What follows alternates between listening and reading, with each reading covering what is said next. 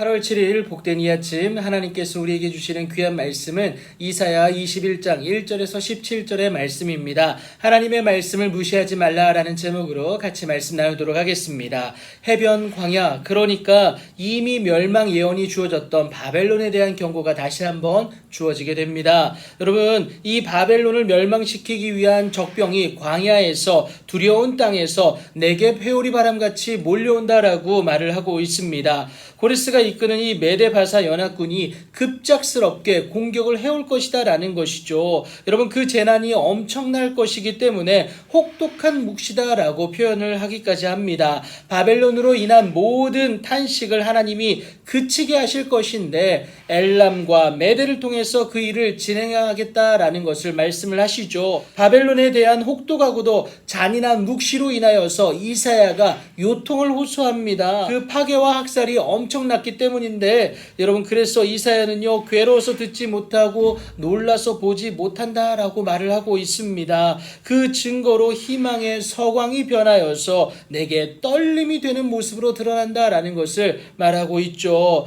그런데 여전히 바벨론은요, 식탁을 베풀고 파수꾼을 세우고 먹고 마시는 데에 집중하는데 바벨론의 마지막 왕인 여러분 벨사살이 무분별하게 연회를 베푸는 것이나 다름이 없다라는 것, 이것을 의미하고 있습니다. 벨사살의 이 모습은요, 다니엘 5장 1절부터 4절을 통해서도 확인해 보실 수가 있겠습니다. 여러분, 벨사살의 이런 모습, 바벨론의 이런 모습은요, 자만했기 때문인데 갑자기 당할 공격에 그들은 방패에 기름을 바르라고 다급하게 말을 하기에 이를 뿐 우왕좌왕한다라는 겁니다. 여러분, 미리 준비해둬야 하는 작업 아닙니까? 그런데 이미 늦은 것이죠. 이렇게 준비 없이 당하는 바벨론에 비해서 메데바사 연합군은요, 6절 7절을 확인해 보니까 거의 완벽에 가깝게 준비되어 있습니다. 점점 다가오는 연합군을 바라본 파수꾼이 뭐라고 얘기하느냐? 사자같이 부르짖으며 말하기를 보소서, 마병대가 쌍쌍이 옵니다 라고 얘기합니다.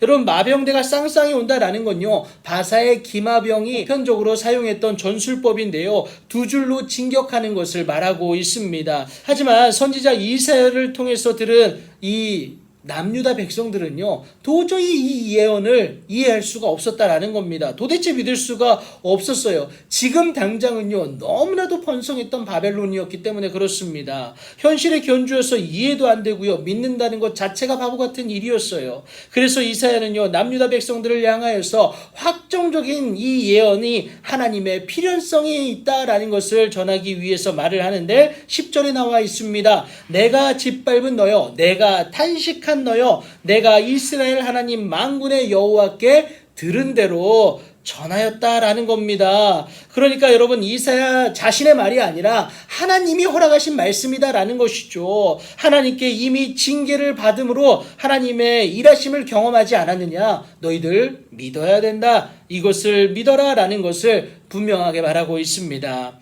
그래서 여러분, 이 천지 만물을 창조하시고 우리 삶의 통치자 되시는 그 하나님에 대한 믿음이 너희를 살게 한다라는 것, 이것을 의미하고 있는 것이죠. 여러분, 하나님은 능히 돕기도 하시고요, 능히 패하게도 하시는 분 아닙니까?